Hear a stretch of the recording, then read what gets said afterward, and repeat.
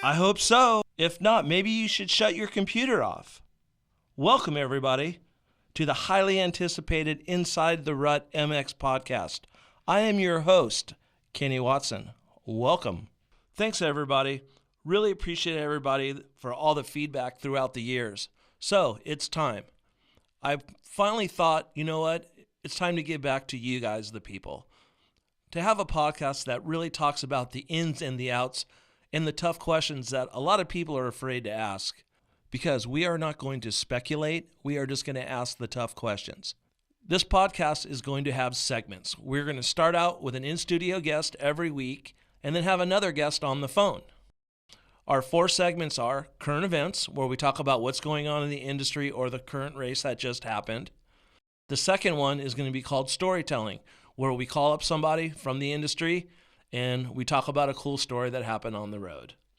The third segment is going to be called up-and-comers. So we're going to talk to kids, amateurs, and want to know if they have a contingency program if they don't make it in racing. Because we all know that out of a gate of 40 guys at a national, there's probably 3 or 4 that are going to succeed and make enough money to retire. So I think it's very important as an industry that we educate the kids that there is life after motocross and they can better themselves to do that. And the last segment is going to be called Where Are They Now? Because there's tons of guys in this industry that kind of disappear and fall off the face of the map. And I think that they're very important and crucial people from the industry that people always wonder where they are. Really, really looking forward to doing this. And it's for you guys. So if you guys have a question or looking for a certain guest, you can contact us via our website, social media, or email us. So sit back, listen, and enjoy. Before we get started, I just want to say thank you to everyone that made this possible. Cocopah Casino and Resort, located just outside of Yuma, Arizona.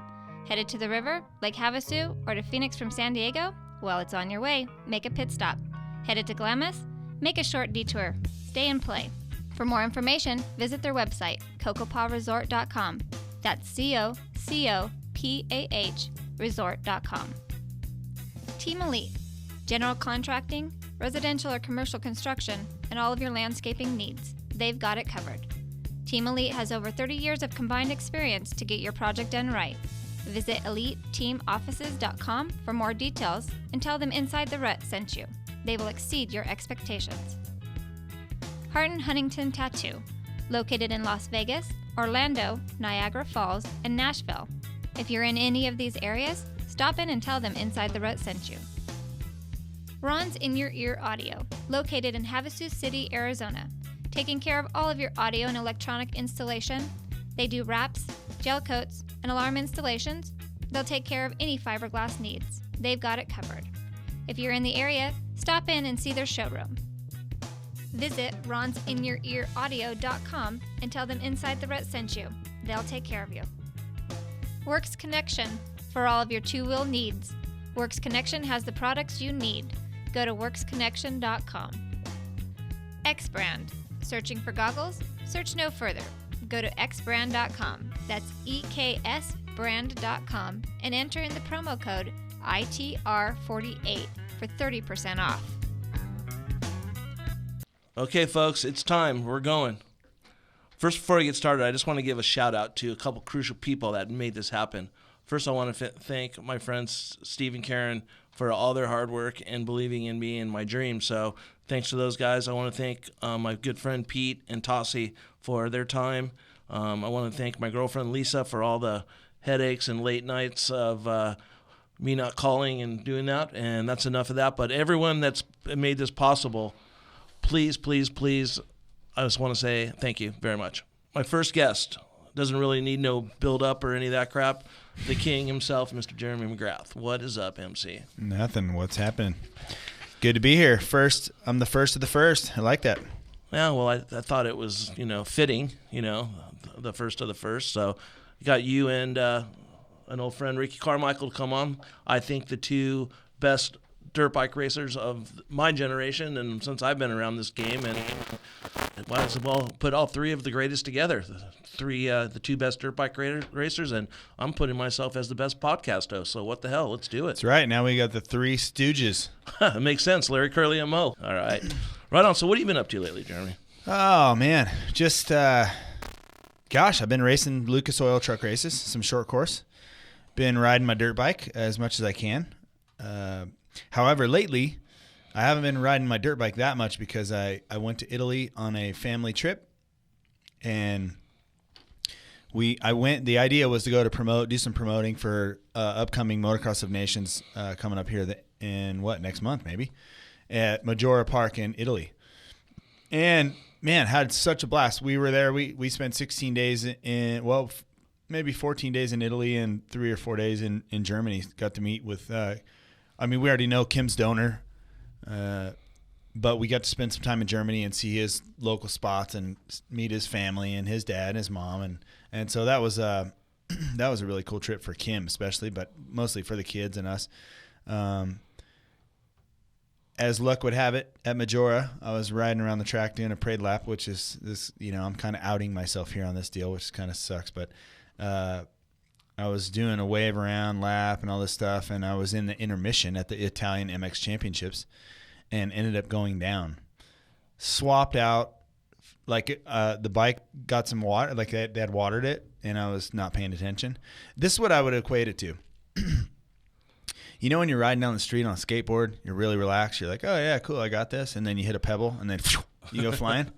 That's exactly what happened to me on my dirt bike. So I'm like, I probably should have been focusing a little more and riding maybe a little harder, and then it wouldn't happen. But anyway, I had some water, swapped out, high-sided me, ended up landing on my left side kind of in the Superman position, and my arm, dislocated out my armpit and then popped back in, and my bike flipped over, hit me in the head. It half knocked me out. I was sitting there going, what in the world? How does this happen on, doing a parade lap? So anyway, it's a bummer. Needless to say, it's a bummer for sure. But got to go in for surgery here in 2 weeks. I'm going August 1st, I think, I have a torn labrum. All my career, never had a shoulder injury. And, it's a bummer. I got to get some surgery. But other than that, man, it's rebounding. I'm able to mountain bike right now. Just kind of trying to stay healthy. And my kids are on summer break. So we as a family been hustling around and going to the lake and camping and going to truck races and just kind of we never stop moving, it seems like. Yeah, I follow you and Kim on the Instagram, and it's so cool to see you guys be able to do that as a family. Just knowing you, for a super long time, and been around Kim and seeing her adventure of what she had to go through with that fight, and just seeing what a strong woman she is, and then just seeing what that's pretty touching, really, if you really think about it, how she could, go meet her donor and, their family and all that. That's pretty rad. And it's just for the outreach for that to happen, and then for your kids to understand and be around to see that. I mean, it's a blessing, man. Well, you know what? Most importantly, Kim's around to see it. I mean, she's a trooper for sure. I mean, our family has, endured a lot of success, a lot of great stuff. Look, we're blessed. We get to do a lot of great things, and my career has been amazing. I mean, I laugh every day. I wake up. I'm still able to work in the industry. I so much enjoy it. I mean, I have so much passion for dirt bikes.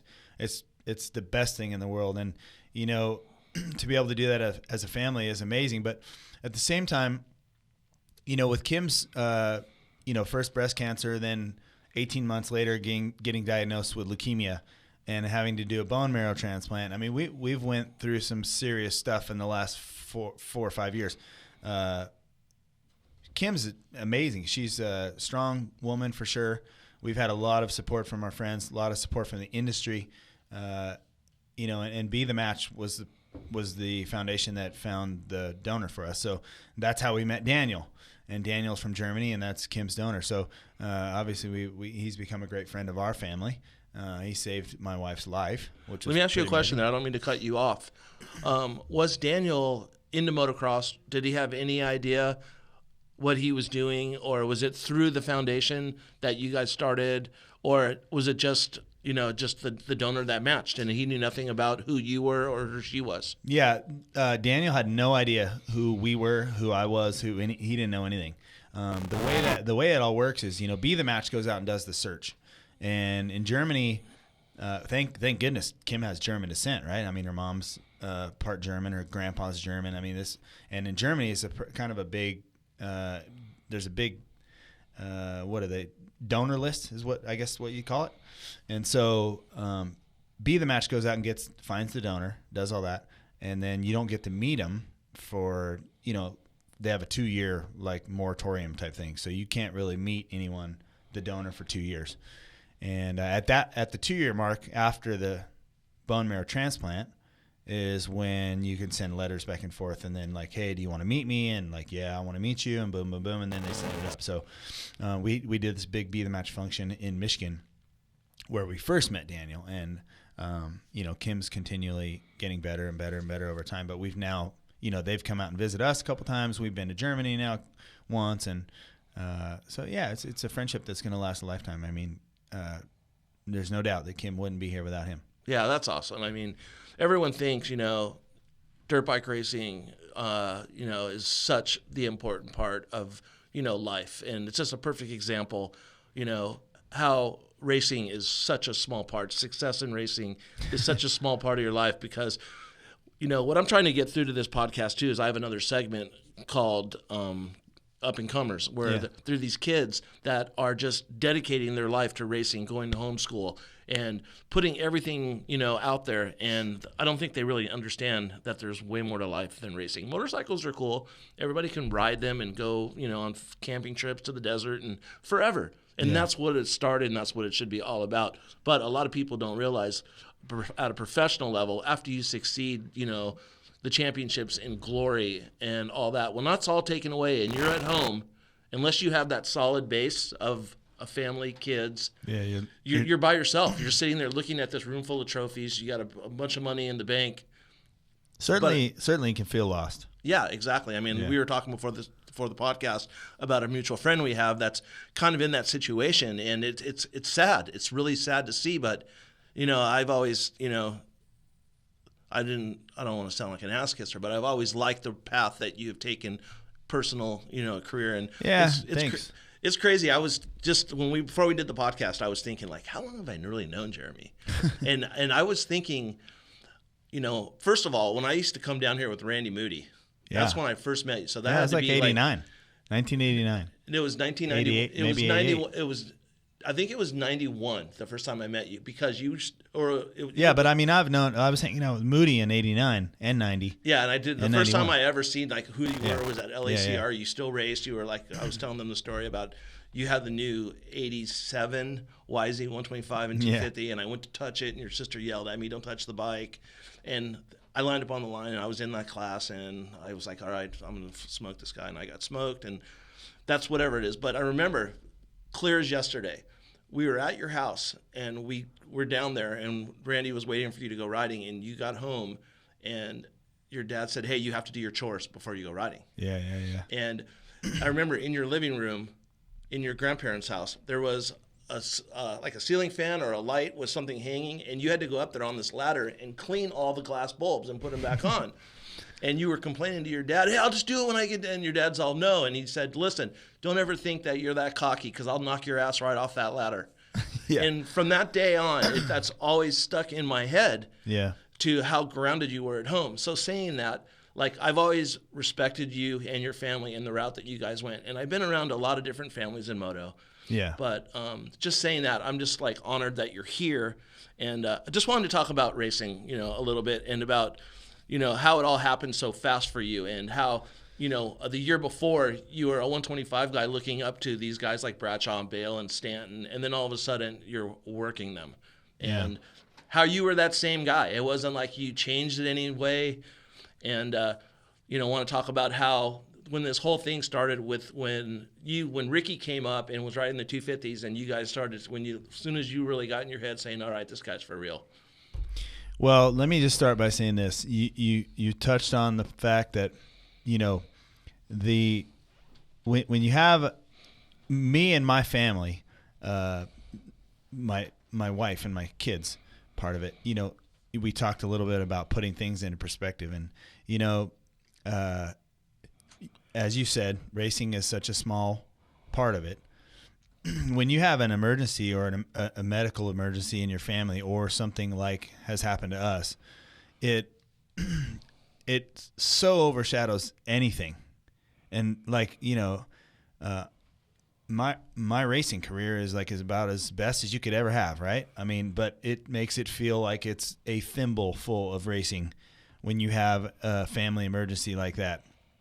And as it should. I mean, look, we are lucky to be in this industry, and this is, and to go back to what you were saying, when you're young, you can think and do and nothing, as a kid, that's all you think, motocross. It is your life. And so we can touch on these subjects like homeschooling and some things like that.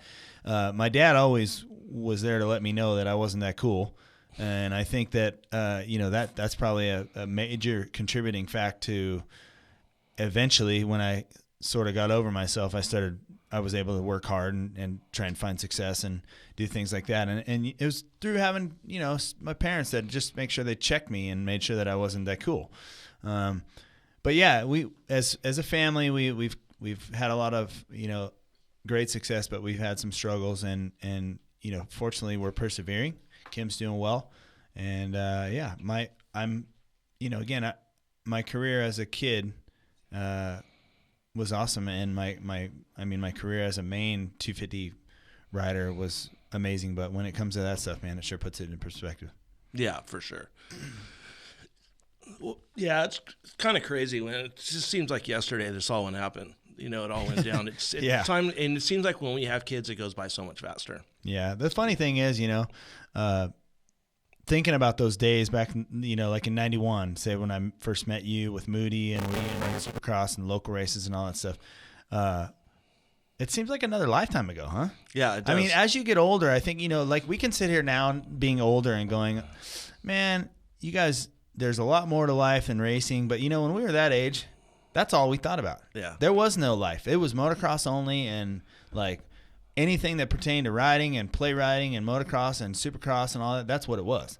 So, all those things that that we always learn from our dads or our father figure, who might be your mentor when you're a kid, they all come true later, right? Because you think back and you're like, man, my dad was right. Yeah. He's a pain in the ass at that time, but you know what? He was right. So, I think I'm just thankful. My family was very supportive. My mom and dad and my sister, of course, and, they were very supportive of my career. And, it took a lot. These kids these days have a very supportive family and all that stuff. And it seems like the support from the manufacturers and things are getting more and more as they're younger. However, I'm not such a fan of the whole like missing school and all that stuff. I think you learn a lot being in school, and people skills too. Being around kids and right. knowing more too than just going to that next race. That's the most important thing to your family that week. Yeah. It's like, we got to be at Paris Friday night under the lights. Yeah, no, I agree. I mean, I have one of those things where I'm not that sold on the whole, homeschooling. I think if you're in school and you're doing the homework you need and all that stuff, it's going to make you want to ride more. It's going to make you want to succeed more. It's kind of like the the absence makes the heart grow fonder. It's one of those deals. So it's working, but I think when it first started happening, I was sort of like bummed that the industry was letting that happen to the young kids. Yeah, I think that they need to be. I think as an industry, doing their part, they needed to be better when it came to that. Yeah, in my own opinion. For sure. So, what I want to do now is something that we talked about before, and I want to bring Ricky on the phone, and there's something we talked about, and I kind of want to name this segment "Burying the Hatchet," because what we talked about was this rival that I feel that the media and press has built up the animosity between you and Ricky. Some people, if you go on Instagram or Twitter or on TV, they're just like, look they won't even sit next to each other. Look, they don't even talk. So I want to bring Ricky on and go from there. Are you cool with that? Or are you okay to talk to I'm a huge RC fan. You kidding me? Of course. Okay. It's funny that you say that. Well, let's get him on here. RC, you there? Yep, I'm here. What's up, RC, buddy? welcome to the inaugural Inside the Rut, meathead. What's Okay, up? well, what time were we supposed to originally get this going? Well, how many times did I change it? At least twice. And so- you're number one. And I know you got, go at ahead. least you got two things going for you. One, my battery's about to die. Yeah. Two, actually, you got something going against you. I got something going for me, I should say. My battery's about to die. That sucks for you. And my battery's about to die. That's good for me. I ain't got to talk to your butt anymore. Well, listen, idiot. They make these things called chargers, and they're everywhere. You can plug them into your wall or whatever. But Oh, really? yeah, I didn't know if you knew that. And I know working with you throughout the years, if you're not 10 minutes early, you're late. So I'm freaking way late. Oh, dude. Hey, that's probably my Normally- fault, RC, so sorry about that. No, normally if you get left in the dust most of the time, but since I like you, Watson, it's all good. Appreciate it. Yeah, so let's dig into this. Ricky came onto the scene in the premier class in what, 2000?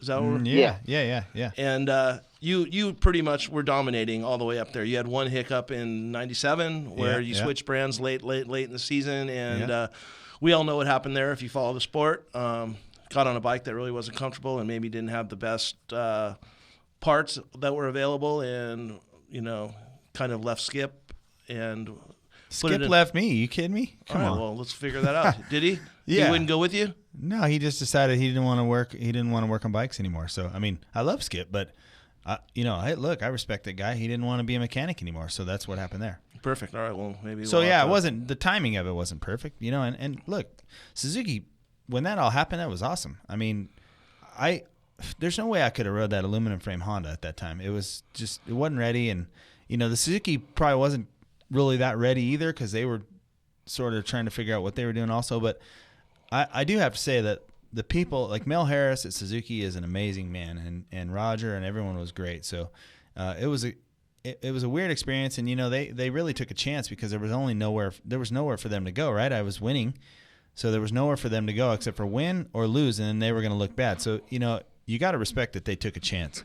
Gotcha. So what was your first impression like? Because you've known Ricky for years. Like, everyone has to understand that. Jeremy was, known Ricky, watched his career, and you knew he was coming. Like, you knew that he was going to be the next guy. Yeah, well, let's just start by saying this. RC and I have been friends since he was a little kid. I mean, he'd come out and stay here. He was really good. His mom is friends with my mom, and we would go, there was one time we went wakeboarding at Lake Elsinore. I mean, we would ride when he was a little kid, riding 80s. So we were friends, and I had a lot of respect for him always, And when Ricky finally, I mean, you can't deny the fact that he was going to be the next guy. And when he finally got to the 250 class, of course I had to think of him as a competitor, but all the BS about like him and I not liking each other, and that was all like created by the media. Like, I've always liked Ricky and always had a lot of respect for him. Of course, I was scared of him, eventually to race him, because it was difficult. I mean, it wasn't going to be easy. So, as a competitor, you always want to stay on top. But, in that instance, there was no denying RC when he got there. Yeah, I'd like to think it. I've been friends with both you guys for a long time, and it was always, I was friends with you, and then I became really good friends with Ricky. And when you retired, Ricky was in his meat of his career. Yeah. Doing awesome, and Ricky did his thing for a little bit. He retired a lot younger than you. And everyone wants to say, "Oh, Jeremy is the winningest Supercross," and I look at it like this: you got Michael Jordan and you got Kobe Bryant. Right. Like, you can't compare the two. Yeah, I always just say, dude, we both had killer careers, and I could never do what he did in Supercross, that's for sure. I don't think anyone will be able to. And, I was able to accomplish a lot in motocross. As a combined sport, we both were successful. The great sport provided killer lives for both of us. Yeah. And, I most certainly have zero regrets. And I'm sure Jeremy doesn't either, So, I that's what I always tell everybody. I'm like, hey, listen, you guys can debate all you want. One thing's for sure, that it provided us a great life, and we were successful. And I don't think any of us have any regrets, and we're happy, you know. So at the end of the day, that's what it's about. And we had a lot of fun doing it.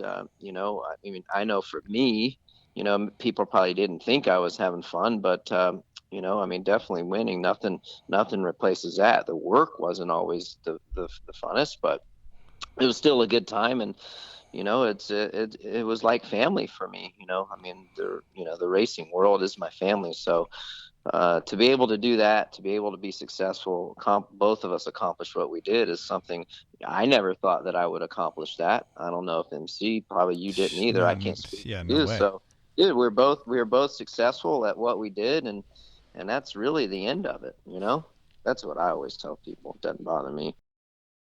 Crack up when people say, "Oh man, you guys were bitter rivals and all." I was like, "That's bullshit," you know. We're buddies the whole time. And yeah, I don't so necessarily think, like, I know from this much.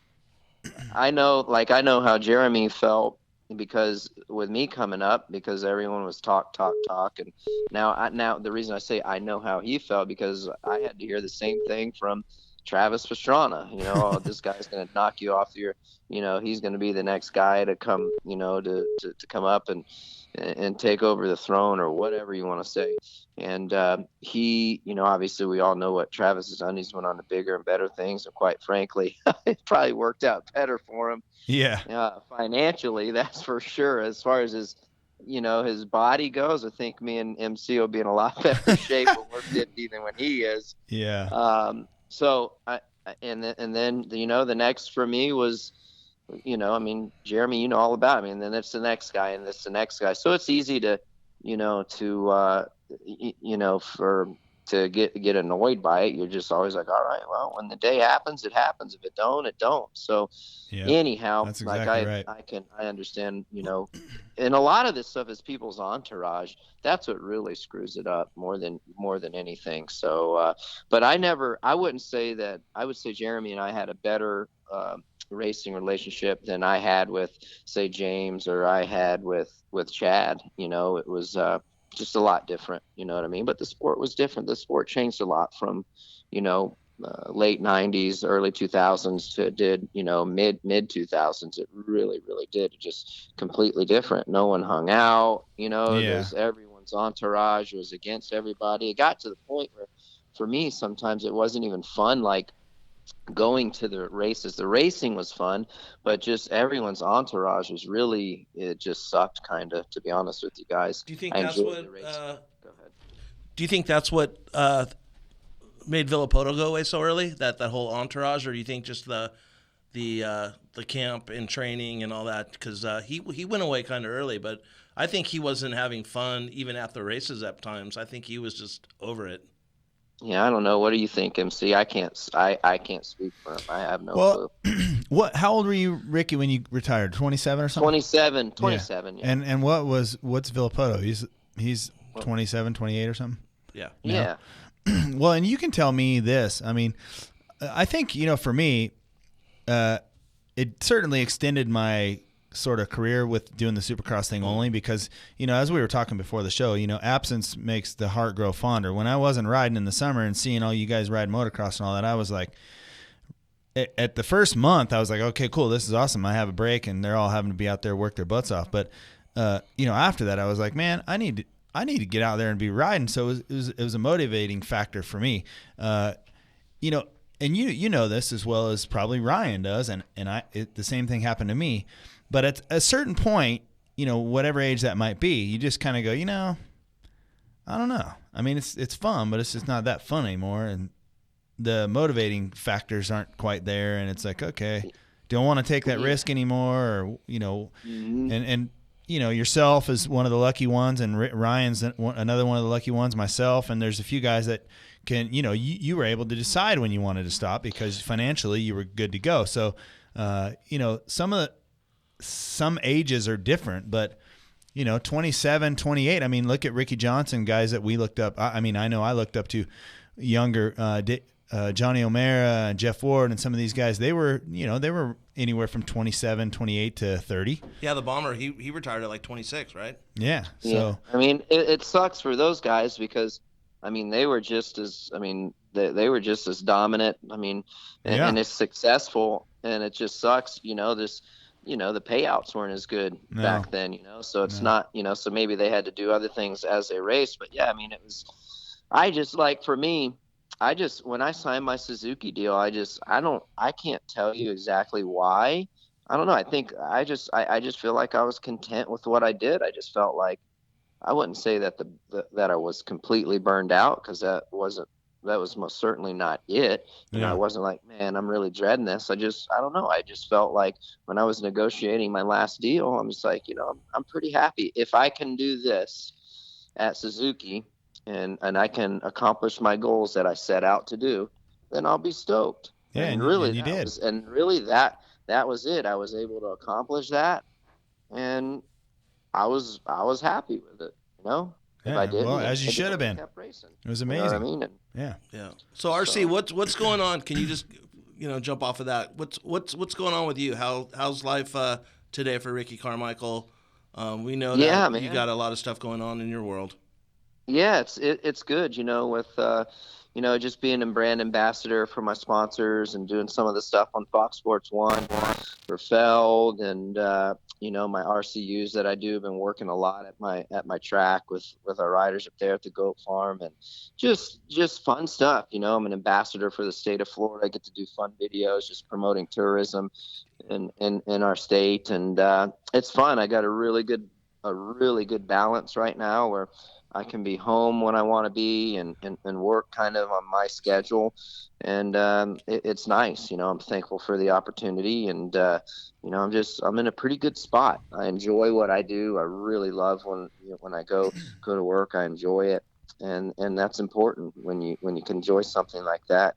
Enjoy your work. It's, that's a quality of life that you want. It's work that you want to do, and I enjoy it. I think the older that I get, too, especially like when I go to the races, and Jeremy could probably speak on this, I just appreciate things a lot more than I did when I was 18 years old. So, if you're going to an autograph signing, a lot of these places that we go are places that we've been going to for 20 years. So you build a relationship with these people, and you see them, and they're people that you've seen before, so you can talk with them and have some beer with them afterwards or whatever it might be.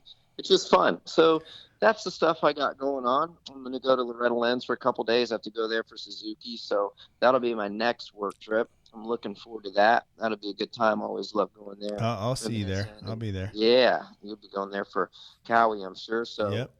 I think I'm going Wednesday and Thursday. What's cool?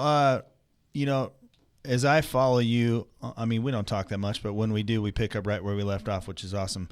But I watch what you're doing with your Florida advertisements, your stuff on Instagram. The cool thing for me, and I always told myself this when I was going to retire, is that I hope I would be able to retire without feeling the burnout. And you know how you can tell that Ricky's not burned out is he's still doing a lot of stuff within the sport. And I think, as you said, the brand ambassador thing for me has really, really been really awesome, because Cowie, Ricky, you rode for him for many years. The company. I mean, the guys there are just amazing, and to be able to be involved in the sport, do the fun stuff, do some events, get to ride, do videos, all that stuff, that just proves that we're not so burned out on it, and that you have passion for it, and it kind of goes to my thing that I've always said. If you like what you're doing and if you have passion for it, then you're going to do well at it. And, I know that you certainly appreciate your position that you're in today, doing a lot of fun stuff with your university, and I do the same. So, we're real lucky, I think. Have you ever thought about doing a guest spot at Ricky's University? I see what he's doing all the time, but no one's ever talked to me about it. Would you do it if he asked? I think I would, yeah, of course. Interesting. Sweet. See, hey, Watson, you're trying to stir up shit with. Oh no, I'm not. We have respect for each other, so. See, little do you know. See, you're one of those dudes you didn't even know, and you have the insights to everybody. Hey, you know what's crazy? We were You talking. stumped him, RC. I did. Oh, dude, He you know, did. dude, I got this guy. I know so much about this guy. I mean, and now working with him in a work relationship, so I had to bust his balls on how late he is. So that's nothing new. I'm surprised you're not sleeping. Actually, isn't it your nap time? When you have a nap time after lunch. Hey, you know what? I have a feeling that you guys could do this for like 3 hours, and we can sit here and listen to it because it'd be funny as hell. We don't know because I know you got some ammo over there, RC. I'm sure Kenny's got some. We some both ammo do. We also. both do, but we don't need to go there. But RC, Jeremy, we're talking about how small that window is about with racing and how fast it goes by, and how life in general kicks in, and you're a father, you have a couple kids, and how important the kids have become in Jeremy's life, in your life, in my life, and how awesome it is to be able to provide and be successful enough to be able to show your kids cool things in life, and I just want you to speculate on that a little bit and talk about how great it was with your kids. Yeah, I mean, for me, I just want to provide for them things that I never got to experience, and I want them to experience that stuff, and I just that's my main goal for them, and be the best father I can to them, and raise them in a way that I think is going to help them for their life moving forward. I think any parent in their right mind want nothing more than for their child to be just as successful or more than what they were, and that's all I want from my kids, and I want them to have a good time doing it as well. I don't put a lot of pressure on my children. I parent and reprimand when I need to, but at the same time, I want them to enjoy themselves, and you're only a kid once, and when you're in a sport, it really takes away sometimes of being a kid and getting to do things that normal kids get to do. And so my kids are all, they're normal kids. They do things that normal kids do, and I'm happy for that. And when we go places and do things, I like for them to experience things that I never got to experience. Right yeah, on. you kind of live. I mean, I do the same thing, and you kind of live through your kids now, right? Because when you're a kid riding moto, there was not a lot of time for doing all the kid stuff. So it's pretty neat when you get to get those experiences, and again, fortunate enough to provide for them in a way that I think one of the greatest things about being a father, obviously for me, and all of us mostly, it's our best accomplishment ever, right? Being a parent.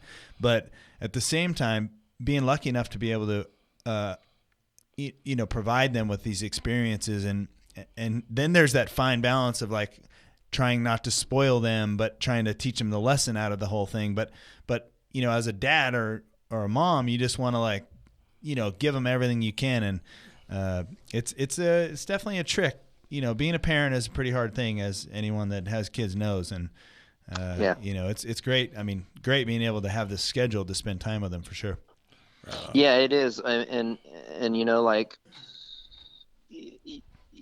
just try to teach them when you do nice things for them, and expose them to nice things and fun things, and you also just try to say, hey, not everybody can experience this stuff, and kind of bring them back down to reality.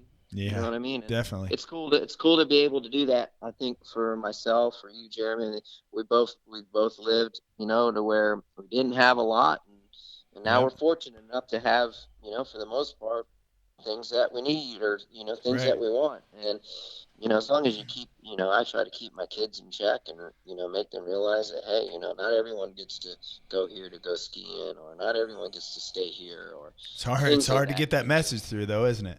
Yeah, it is. I mean, it really is. It is. Out here, my iPad's broke. Dad, why don't you go get me a new one? I'm like, yeah. You can wait until it man. completely doesn't work. Yeah. Deal with that cracked screen for a while, would you? Yeah. Wait till you can't see out of it. Maybe you'll take a little bit better care of it. Right on, RC. It's funny. I've been spending a lot of time going down to Baja, Mexico, because being in San Diego, we go down there and ride bikes and see starts to the Baja 500 and 1,000 and stuff. And, I'm dying for my girls to get a little bit older because I want to bring them down there and show them exactly. We race short course down there now, so Kim and the girls go down there with me, but you don't get the full account of what it's like to be a kid that has zero. And so I'm waiting for Rowan, my older one, to be maybe a year or two older from now, and then I want to take her down there and get way down south in Baja and show her what life could be like. So hopefully I'm going to get the chance to put that into perspective here in the next few years. Oh yeah, they'll get some serious perspective. Yeah, That's definitely. for sure. Yeah. Right on, RC. Well, hey, dude, I'm going to let you go. I just want to say thank you very much for your time, buddy. Sorry I was late. Yeah, I'm proud of you, bud. You just keep killing it, and hey, be prompt, bud. Be prompt. Right. I know Hart's giving you a kick in the ass for 8 years now, so hopefully you learned a little something from him and me for the short few years. So I got you. I appreciate always it. good. Yeah, always good talking to you, MC. You guys have a good show. You too, RC, man. Always good catching up. I'll see you in a week in Loretta's. Yep, we'll be there, bud. You got it, man. Catch you. All right, catch you in a fellas. week. Have a good one. All right, later. Watson, don't be an idiot. Thanks, buddy. See ya. Right on. Well, I think that was pretty cool, huh? I think, yeah. I always love talking to RC. I Yeah, think he's got you straightened out for sure. Well, he has me frightened, put it that way. Yeah, exactly. Never know it's going to come out of that guy's mouth. He's quite a character, but He's always been full of one-liners ever since I've known him, man. Guy's funny. Him and Ernie. Ernie, you get RC and Ernie together, and one of us. It's just some funny stuff. I hit up Ernie the other day. And You did? I asked him, is there going to be uses oil with grease with the cooking? Yeah. Yeah, you got grease with the cooking, buddy. Yeah. Yeah, because Button and I have been talking quite regularly, and we talked about Ernie. Did you hear what's the deal? Did he make the Olympics or something for? I don't know. I'm not up on that. I'm not. Yeah, I thought sure. he Is he made trying to get in on the wheel team or something? Yeah, I think he pulled it. Really? That's what I heard. Sweet. Yeah. Good for him. So he's been training hard. Yeah. Yeah. I know last time I saw him, he was out. He had some of the hand surgery, some of that stuff. So. Yeah. Yeah, it's crazy. This crazy story is Kyle Bentley and I were playing cards one night down at Elsinore or something? Elsinore, yeah. And some guy comes in loudmouth, like heavy-set Italian guy, knew everyone. Hey, yo, give me a drink, doing this whole bit. Yeah. And he sits down, and me and Kyle start talking, and he's like, you guys into motocross? We're like, yeah. And he's like, you know that dude, Ernie Fonseca? And I'm like, yeah, we know Ernie. He's like, fuck that guy. I'm all, what do you mean? I go, you know what happened to him? He goes, yeah, I'm glad. I'm all, what are you talking about? Like, I just got super aggro. Like, how can you talk like about anyone like that ended up like that? Yeah, it's he goes, if you know what he was doing with my wife, you'd feel the same way. And I'm like, you might got a point, but still, I wouldn't want that to end up like that. And he started going off, and I asked Ernie about it, and Ernie just started laughing. He goes, yeah, it's all true. No way. Wow. Right on. All right, Shenanigans. buddy. Yeah, but all right, this is the part of the show where I thought I would do a little surprise. And this part of the show, it's called story time. So okay. we're gonna. I'm a little scared. We're gonna bring someone in here, back from your history, and you spent many hours with this dude. Okay. And I think he's been with you from the start, and I still think he's part of your life today. But I don't know where he's at. Are you guys ready? Bring him on in. Oh, there he is. See? There he is, the quitter. Hey. All right, folks, ladies and gentlemen, we'd like to welcome Skip Norfolk into the studio. He's going to put on those headphones with his Trader Kawasaki. He roped you into doing this too? Yep. Yeah. Skipper, sorry about the delay. We had a little timing problem with some watches. Hey, RC just got him straightened out anyway. Well, that's a little outside of Kenny. He's so focused. I can't believe you'd get off track like that. Right. Everyone knows me so well. That's why I got my good friends to support me on my first podcast ever. And this is turning into what an idiot Kenny is. Perfect. Right on, Skip. Well, what have you been up to, man? Where have you been? How's life? How the kids? How's the family? How's everything? Everything good? Yep, kids are good. I haven't come home, and I haven't found my stuff in the front yard, so I think the wife's still kind of good with me. But kids are grown, 20 and 16. So it's we have 4 different lives going on in our house sometimes, I think. Right on. Well, I thought it would be special to bring you in, and the name of this show that we named it is Buried the Hatchet. So what we did was we brought Jeremy in. We everyone thought there's this big buildup about how Ricky hates Yeah, Jeremy. yeah. Hold on a second, because burying the hat. I don't know what you're even. The title of the show, or title of the segment. This is a segment, right? No, well, show. Yeah, it's The show is Bury the Hatchet. yeah. Okay. Did we have a beef or anything? No, not you Oh, two no, guys. no. Starting shit again.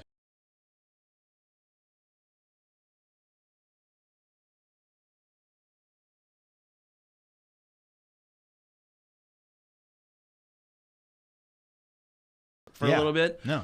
But I wanted to bring Skip in to talk about the good days, stories, what happened, your fondest memories with Jeremy, maybe with Jack and Tracy, and just reminisce a little bit. It's funny you had RC on earlier. So were we at Lake Paris? Elsinore. Elsinore? Lake Elsinore. When we didn't bring that story up. It's been talked about over the years, so I didn't want to bring it up with RC because it's something you probably heard about it. Okay, what Skip's referring to is we took him wakeboarding out here in Elsinore Lake, and RC was a young kid. That's why I was saying we've known him since forever. Skip's known him before me, and we took him wakeboarding, and him being from Florida, he was basically shitting his pants when he was out on the rope behind the boat because he was scared of alligators, right? So we're in Lake Elsinore. Of course, there's not alligators out here in California, but he was freaking out, crying, and he was probably, like 10 or 11 years old. He was little. Yeah. Worried about alligators? Well, Yeah. you grew up in Florida, and all of a sudden the boat stops and everybody jumps in the water, and you don't do that in Florida, apparently. There's gators in the water. Apparently. Or snakes, I guess, right? Yeah. Yeah. So anyways, that's the story he's talking about. Oh, awesome. We were at Spring Creek this weekend. So I'm in the rental car. I'm driving through town, and the first thing that hits me was this guy. And the first time I think probably Big Jack just chewed my ass out. So Jeremy, 18. Yeah, it was like We're driving. 91. He was on the road. We brought him. He stayed with me on the road so we could ride East Coast tracks and different dirt and stuff. And we're in Rochester, and he's like, I'm going on a bike ride. And a couple hours, 3 hours or 4 hours come last, and he comes cruising back and goes, check out my tattoo. Yeah. Oh. Yeah. That's where I got that tattoo. I forgot about that. Man, Jack ripped my ass up one side and down the other. I give you our kid to take care of him, and all of a sudden he comes back. Well, so changed. your first tattoo is in Rochester, Minnesota. Yeah. Wow. Yeah. Why? I don't know why. But yeah, my dad didn't like that. No, he did not. Did he blame it on Mike Metzger or Skip? He blamed it on Skip, I think. Because I remember when Deegan got his first tattoo and his dad seen it, he had that name across his back forever, and he hid it from his dad, and we were at How the hell you could hide that, I don't know. But Bud's Creek. And as soon as he seen it, the dude looked over at me, and he goes, fucking Metzger. I'm like, what an idiot. Wow. Blaming it. But, yeah. Skip, I wanted to ask you a couple stories about us. I was thinking probably the most scared I've ever been in my life driving across the country. And I was totally new to the circuit. I didn't know really anybody. And I hooked up with Berlut, and me and Tony became pretty good friends. I knew you a little bit. I knew Skip. I knew Marshall. And matter of fact, we were leaving that race, Millville, and we were going to Washougal. And there had to be 8 to 10 box trucks, and there were all the factory Hondas, the Suzukis, all the Yamaha. A couple of Yamaha guys were in there, I believe. And no, I think Yamaha had a semi, but there was 8 factory trucks, and I had a box truck, a black box truck, and I was behind them all. And we're all on the same radio channel on the CB, and someone says, I know a shortcut. It's through an Indian reservation, and some of the roads are not paved, they're dirt. But it's going to cut off like 2.5 to 3 hours. And I'm like, I'm thinking, well, these guys must know what they're doing. I'm going to cruise. So all of a sudden, I'm in the back of everybody. I'm surprised I didn't go, Kenny, you go first. I wish I would have. I couldn't see a thing. It was so dusty. And I'm like, I was behind Berlut, and I'm all, Berlut, I cannot see your bumper. He goes, you got to get closer. I go, dude, I was literally, Inches. It felt like inches. It was probably, 10 feet, but it felt like inches. And I could just imagine, like, we were going through, like, these little, I don't know if you call them towns, but there was probably 5 or 6 houses with kids playing soccer in the yards and just going like literally 90 miles an hour, 100 miles an hour. And I'm not shitting you, for an hour. And I was just like, "Do you guys got to slow down?" And they're all, "Just drop back if you can't keep up." And I'm just like, "Are you guys fucking kidding me right now?" And I think, and you're the new guy, so you're like, Yep. I gotta stay pinned. I gotta show them my worth. Well, the thing gotta was, stand on the gas. You got to remember, this was before GPS. Oh yeah. This is before all that shit. When you had the Rand McNally map on your dashboard at all times. Oh, I remember those days. I rode around with Skip for a lot of years. So the deal is, if I do drop back, I don't know where in the hell I'm at. I'm gonna really screw myself. Skip, you tell me if this was the same.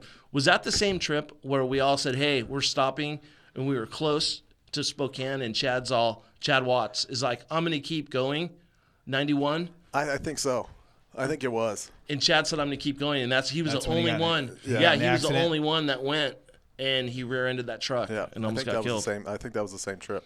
Yeah, there's just like so many of those stories that are cool. And, that's what I'm trying to do with this podcast is just talk about cool things like that. Everybody knows, what this guy's done with his championships and, but do they really know what a great guy Jeremy McGrath is off of the bike? What a personable, nice, good father and, a good guy he is. Well, I think that they should, because I think that's one of the unique parts about Jeremy, and he's been that way forever. Is he's always been that way, at the track, off the track. He's been the same guy.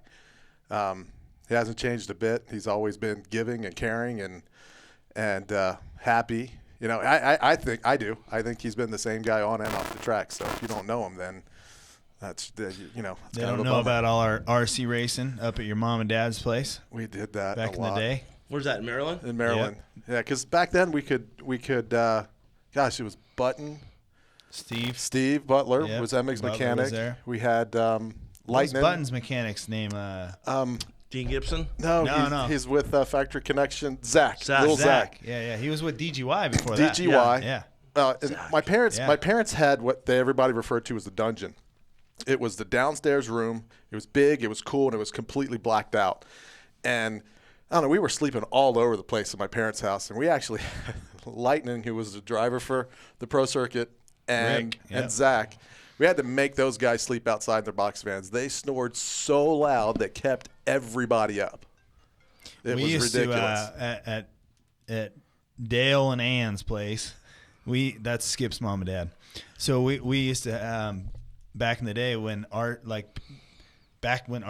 we were like big into the RC racing, because we would go and we would spend a month on the road, maybe 4 or 5, 6 weeks on the road, and for me it was a great experience because I was growing up as a kid, but I was hanging out with all of our peers that we raced with and everything, but I was also getting to ride at all these tracks that we never.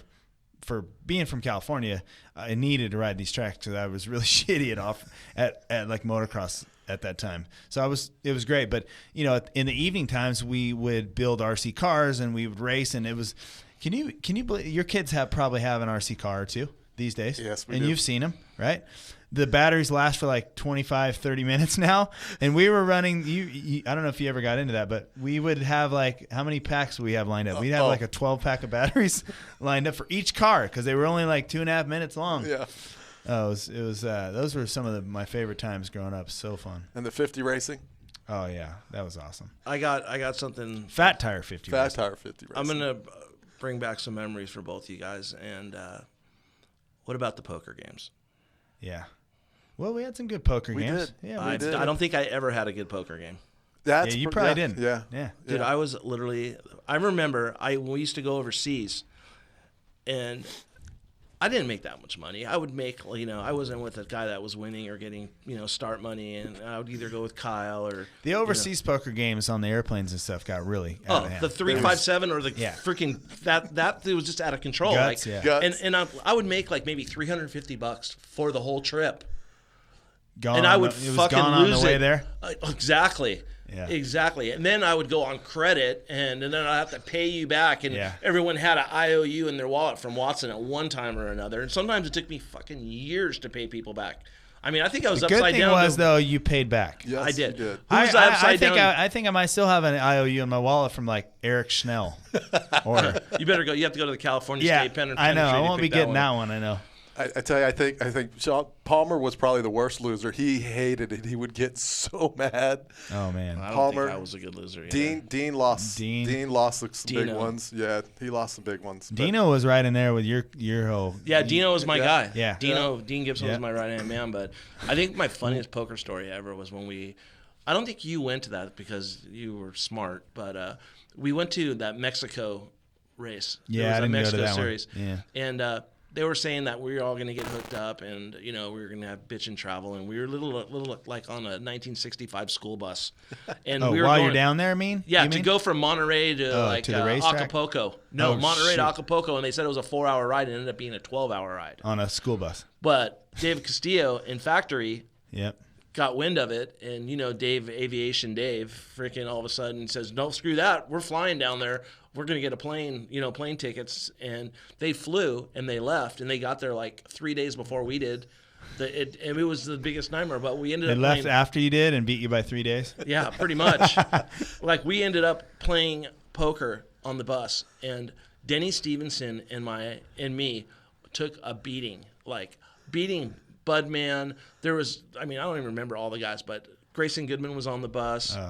He was like this. I'm sure that had to be so fun. Yeah. So Denny, we were all upside down, and it was in the middle of the night, and I remember waking up, and Denny was laying next to me, and I felt wind on my face, and I woke up, and I see him going into his wallet, and he opens it up, and he turns the light on, and he's looking at the IOU, and I'm pretending like I'm sleeping, and he takes it, and he throws it out the window. And he had the list for everybody. Oh, so he did you a huge favor. And he's like, your name's number 2. You owe more money than almost everybody on there besides me. And I'm like, and he just flung it out the flung window? it out the window. Then we couldn't find it. And then we just said, hey, you guys, we'll just give you, $100 each. We don't know what that number is. It could be 500. It could be 30. We'll just call it even. But there was those 500 would be light. Some of those, some right? of those. I mean, some of those were pretty intense. I remember. Yeah, they were ridiculous. Couple grand and. Yeah, they were ridiculous. Yeah, I remember because you guys used obviously to get, we had no value of money. We didn't know what the value of a dollar was. Yeah. No, because I remember you guys at Honda would always stay at residence. Yeah, we did. So you guys would always have a living room. We'd always have the poker We'd have the big games. table. Yeah, exactly. It was pretty sad. Like, pretty much you'd have your parts in your box truck. You'd have, spare pipes, tires, all this stuff. And then pretty much everybody had a drawer for the poker chips. Absolutely. It was crazy. Yeah. Poker chips and figured out ways to charge RC car batteries while we're driving down the road and all that stuff. Yeah, those were the good old days, Yeah. man. Did you go to Millville this weekend? I was there, yes. You were? We were talking earlier, and Millville always, when I watched it, so when I see it on TV, I always think about like when I hurt my ankle there and cost us the title. But it's funny, the track's so different today than it was when we were there.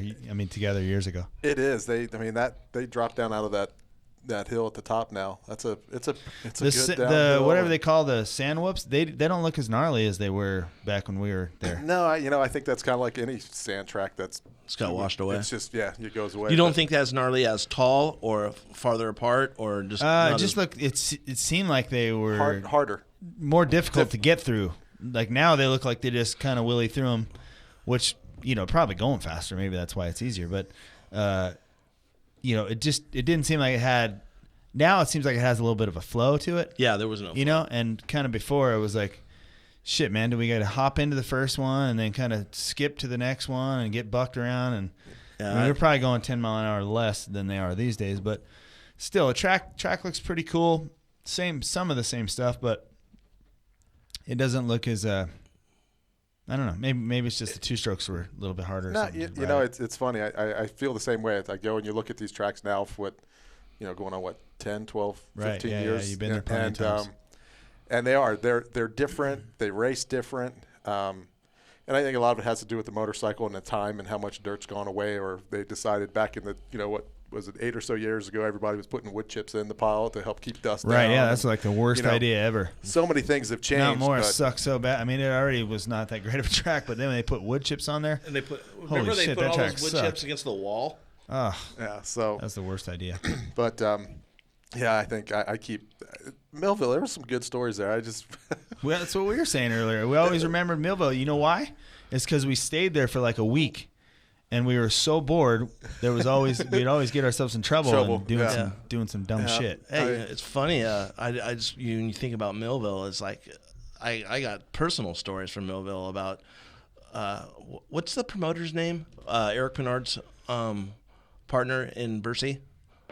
Xavier, exactly. Xavier. I remember working late after a practice day one time, and there was a trailer parked next to me with a long neck, and he was in the room next to me, and those are the days where you park your box van and you plug it in and blow the circuit breakers all, into the room and do all that thing. And I remember I was out there working, and I'm in my truck, and I just heard this, like someone got the wind knocked out of me. And I go out there, and he's on the ground just like holding his leg. Well, he was running through the parking lot jogging, and he ran into the neck of the thing and sliced his shin open like gnarly, like looked like roast beef. Ooh. And he didn't speak any English. Yeah. And I was like, I didn't know he said he was by himself. I got that much out, and he was in the room, and he kept saying, I said, "You want me to call an ambulance?" He's like, no.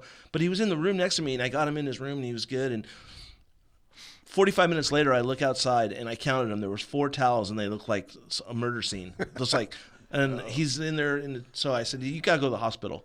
So I drove him to the hospital. They have one of the greatest hospitals right there. Yeah, Mayo Clinic, right? Yeah, it's awesome. So I took him to the hospital, got him stitches, and from that day on, that guy's, every time he sees me, he's like, "Hey." Wee wee. Yeah, one of those things. But Millville's always been great. But Skipper, why don't you educate us all on what you got going on now in the team? It's like we were talking about, I think that team is in a perfect position.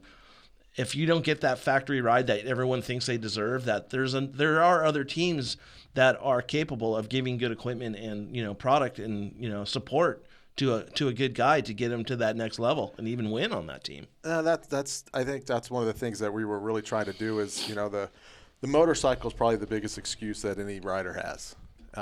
It's an easy one to point fingers at. It's mechanical. It does fail. Everybody does it these days. Yeah, I don't think even in time. Couldn't possibly be the rider. Yeah, even in time that has not changed. There's one thing that it'll always be the bike's fault. There's only a couple spots at those top teams. The Pro Circuit, the KTM or the Geico Honda, those guys. And there's only a couple kids that can come out and be ready for that. Gotta win now. Gotta win today, right now. You're probably a perfect example. If you had to come out of amateur racing today, might have been difficult. The kids today are much more well versed in motocross than I was at that time. Yeah, I could ride jumps and do all that, but today's world, you don't get to go straight into Supercross, really. Right. So it would have been a lot harder for someone like myself. And spending, there is no bridge or there is no stepping stone. And I think some of these guys come onto the teams, and if you're not confident and good and have some broad shoulders, you could get chewed up and spit out pretty quick. Well, it even happens to the good guys. Like, typically we'll see some fast kid come in, right? And then he's like the deal. He gets in there and he gets beat around and confidence goes and he just drops down for a while, and then you got to build back up. So you do that. Let me ask you a question. You're working with a team that's the sort of the middle step team, yep, right? Which is awesome because the kids get to go to this team and then they have a shot at, you guys get a shot at developing them to go to the pro teams or whatever, the hot spots or whatever. Right. The difference from when I was a kid in our 125 privateer bikes versus, say, whoever was the Jeff Emmig's factory bike back in the day when he was a 125 guy, is the difference now between the 250F that a private kid can build versus, say, Austin Faulkner's bike or some Geico Honda or whatever, is the difference bigger, or is it the rider's just better now and it just seems like a bigger gap? I think it was easier and a hell of a lot less expensive to get a two-stroke to be competitive. And I'll use the word competitive, because you could get a two-stroke that was competitive to what, let's say what your bike was, your peak bike was. Right. You could get it to be competitive, and it was, and you could learn on it, and it was plenty good enough. And so if my peak bike was 100%, say, you could a regular dude can get a pro circuit motor and be probably 90% of that bike, 80, right? 85, 90%. The other 10% might have been the suspension maybe or something, but for the most part, you could get a bike that was pretty close. Didn't Randy Moody have on a DG Peak bike? He had a pretty good bike. Yeah. You know, I mean, Hondas were always fast. Oh yeah. Yeah. You know, but now I think it's, you know, we got to, this is a perfect example of Millville this weekend. There was a triple uphill. You know, the only guys that were able to do that were the guys on those top tier bikes. Well, it seemed in my mind watching it seemed like only the Yamahas could do it. Yeah, a couple of the Cowies did it. Yeah. I don't think any of the Hondas. I don't think any of those guys. Oldenburg did it. They do it every lap. Yamahas did For the most part, yeah. For the most part, but I mean, they had free track too. They were leading the race, yeah. so different. You know, but they live there. Yeah, and they know that triple pretty good. Yeah. You know, but the bikes are, you know, they're. So you're saying the gap now is bigger? I think the gap is a little bit bigger.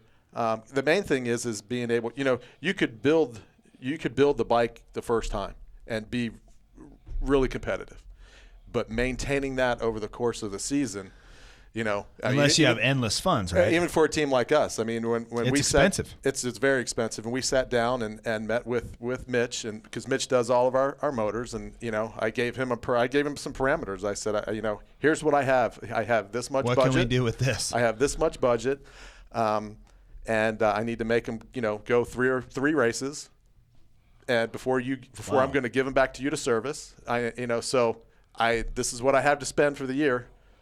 Give me the bike that lasts for 3 races. Give me the best I can do it because that's my budget for the year. And our bikes are competitive. Yeah, we're really competitive.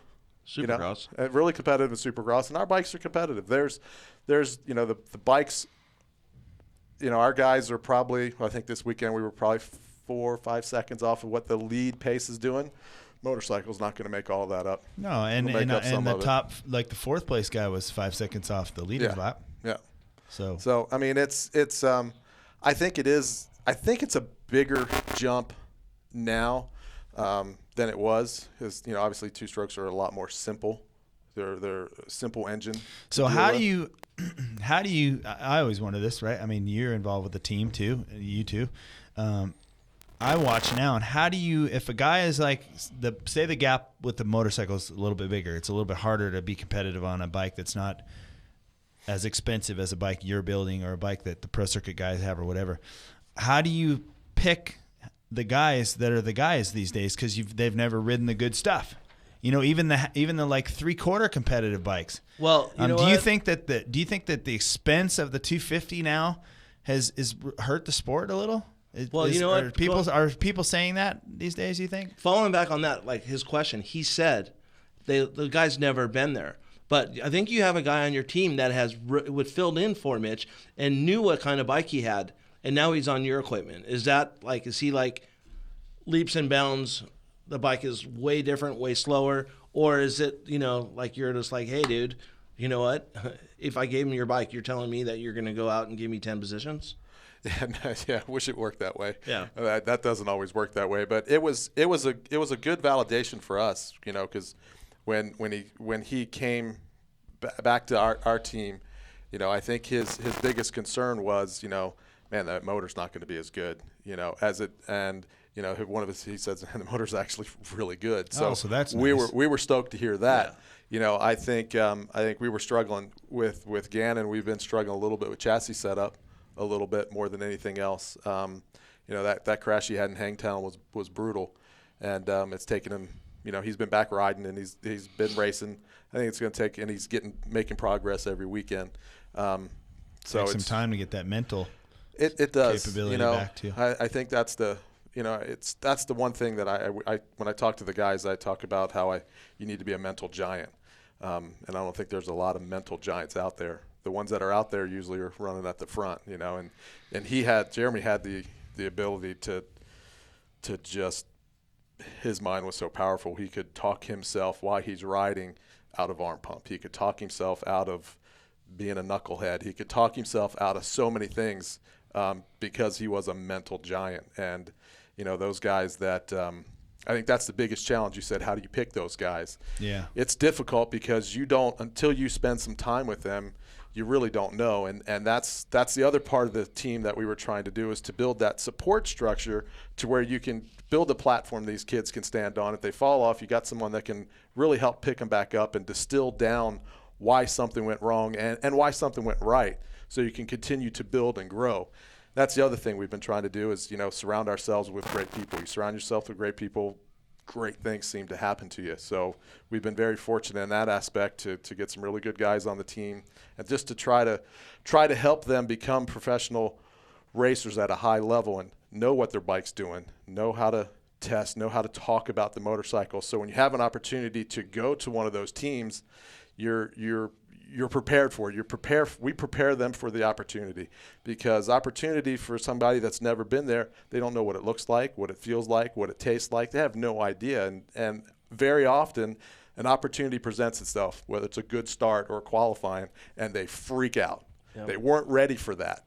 And if they do it the second time, now all of a sudden that you're going down the road of having a bad habit. You can't cut it. And I think that's the one thing that always stuck out with Jeremy in my mind, was that, he was always ready for that opportunity when it presented itself. And it comes with preparation and mental preparation and physical preparation. But your mind's an amazing tool. And those guys they don't believe in themselves like they need to sometimes.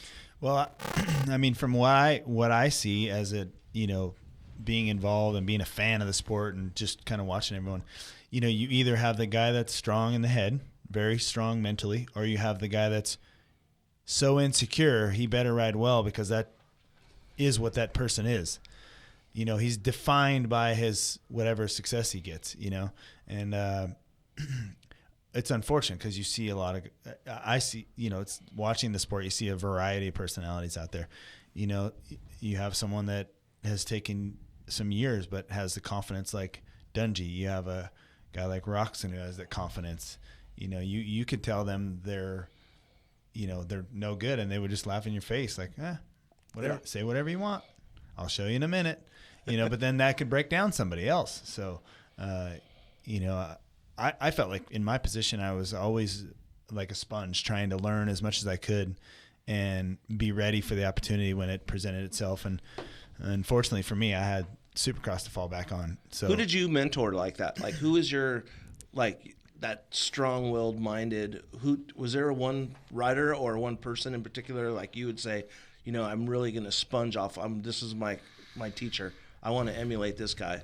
Yeah, you know what? I didn't grow up around motocross. I was racing BMX and stuff. So when Skip and I got together, what was it, 91, end of 90, I was just meeting all the pros for the first time as well. I was still in shock that I was able to hang out with them and ride with them a little bit and stuff like that. So I was, anyone that knows my career, I always did my own thing.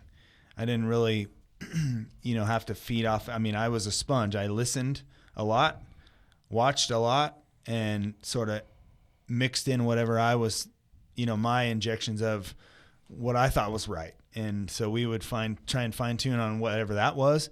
And, it worked pretty quickly in Supercross because, I was able to set myself apart from the rest. But, we had some funny few years outdoors. I wasn't very good, and I'm not afraid to say it. I just wasn't very good outdoors, and I certainly hated mud, and there was I couldn't ride ruts. And if it came to, we were really good at Gainesville pretty much every year I went there, but it was just like riding out in California. It was hard pack and just like riding Carlsbad. So I was ready for that. But and back then it was, that was one race that was in the middle of Supercross. Yeah. So there was no, let's go spend 2 weeks to test or any of that. So you went Supercross, go race national, and then you're right back into Supercross again. Yeah, I think one of the things that I was really good at, and I still am, I think today, is adapting quickly. And like when we would go out and ride practice, I was able to nail all the sections right away. And a lot, some of my closest competitors took them all Friday to figure out the track, So anyway, some of those things were funny back in the day, but it did take me a long time to figure out how to ride motocross, and not until I really mentally accepted the challenge of of, making myself take the shortest way, the fastest way, the roughest way around the track. And, I was probably for 3 seasons, I was looking for the smoothest line all the time. And, that was just due to me being a wimp and not wanting to take on the physical challenge of the track. So, for me, I think you hit on it more so when there was, I think the conversation came about, I think we were probably driving somewhere, and it was like, I want to be the best. Yeah. And, okay, well, if you want to be the best, you got to do nationals. And again, I go back to how we were doing nationals, but he's like, it was more like you got to be good at nationals. And it came down to, I think that was something that drove Jeremy was he wanted to win. He hated losing more than he wanted to win. Yeah, and another thing that drove me a lot is that when people started talking a lot is when that really motivated me.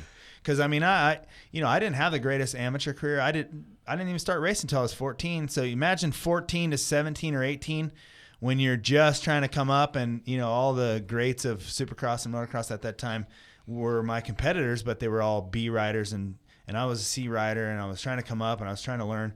That was hard. I was getting beat down mentally, really, with those kind of things. So it made me tough. It did, and he just, okay, that's what I had. And to me, this is how simple it was for Jeremy. This is what I have to do. You'd look into his eyes, you'd see him just kind of refocus everything, slot it all up, and go, okay, I'm going to do it. And he would go out and do it. He was just mentally just could handle that, prepare for it, and execute it physically. So where we went from the question of how do you find the guys, how do you find your rider, okay, and how strong-minded they are, and that's pretty much the key. And the motorcycle is what we're going to say 75% of it. Let's say the bike's 40% and the rider's 40%, and there's 10% of whatever, and then there's 10% mental. Let's just say it's only 10% mental. The problem is that 10% comes first. Yes. And it can ruin everything behind it. Or it can make it better. Question to you. Do you guys have an alliance with Kawasaki? Are they using kind of you as a feeder team? Well, I think it's probably too early to tell on that, but that's how we got our start there with Kawasaki, and the support that they've given it this year was trying to, work with being there for some young riders, working with their dealer network, and trying to put some programs together to move forward and to continue down the path of racing. And Nick Gaines was a perfect example. He's a Team Green kid, and he was on his second year, and he was there. And the team coming in, we had Justin for Supercross, Justin Starling, because he helped the team out again, and talk about a talented kid. That kid's talented. From Florida, right? From Florida. Yeah. And then we had Anthony Rodriguez, who was coming off of some, he had been beaten up a little bit, had some crashes, didn't ride much for his first 2 years because of injuries.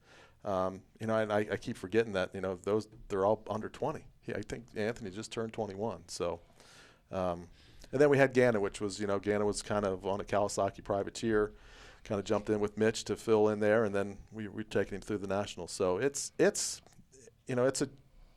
I'd like to say that this year, we're going to go back and try to look at some of those young kids. Ideally, you'd like that whole program to kick out an athlete that's able to go at the factory level on a 450 program that's 24, 25 years old. Yeah. Capable of winning. Yeah, ideally, that's what you're trying to do. For me, looking back, not knowing much about your program, I would think for Kawasaki and yourself, it would work really good if they, you have a kid coming out of Loretta's that's maybe not has a speed, but maybe isn't mature enough and needs a little bit more, work before he goes to that PC team. Instead of losing him to, another team, keep him under the Kawasaki umbrella, put him on your program for a season, and keep him in the colors and keep him revolving and help build this kid up. And then when he goes to that next level, just like you said, it's turnkey. He's been there, he's seen it, he knows the personnel, and he walks into that position. Ideally that's something that we'd like to do, and to where when those guys slide into when they slide up the ladder, that they don't have to go through being broken down and learning how to test and all that. They've got a little better, stronger base, and they can handle everything that's going to get thrown at them. And then all of a sudden because all you're trying to do is shorten the amount of time it takes you to get to your peak performance. Plus you're dealing with, you are dealing with kids. I mean, Absolutely. there's the once in a while where you have the Austin Faulkner kid that's going to make it right there as a young guy. But for the most part, in 91, when I went to 125s, I was 20. These kids already, they have like 4 years experience on the nationals by the time they're 20. So it's one of those things that, doing what you guys are doing, trying to create this feeder line basically for Kawasaki is an awesome thing. But also giving these kids the experiences instead of just throwing them out in deep water. That's huge, really. No, it is, and I see the value in it only because I've seen some deficiencies. So that was the whole part, was trying to just help these kids attain their goals. Right. And the other thing that stands out that I think is really different about how racing is right now is these guys as amateurs don't race. Yeah. They train, they practice, they train, they practice, and they go to 4, maybe 5 big events a year, and that's it. I mean, we were racing damn near every weekend somewhere. How many guys did we know throughout my career that were awesome during the week but couldn't race on Saturday?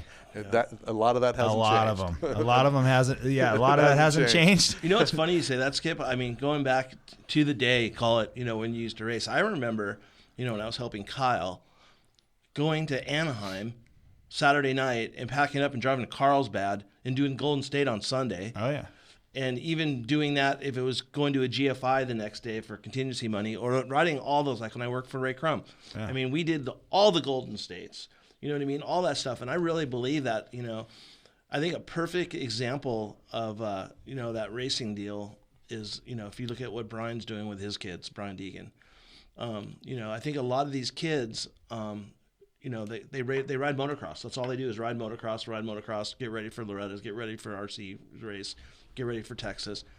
But none of them ride supercross, you know what I mean, until they get to that spot. So what Brian is doing is he's only focusing on 1 or 2 majors, do a lot of local races, and having his kid ride supercross during the week in his backyard. And he's fortunate enough to do that and not build the full gnarly supercross track, build it where every 2 to 3 weeks he'll put another obstacle on it that's kind of technical.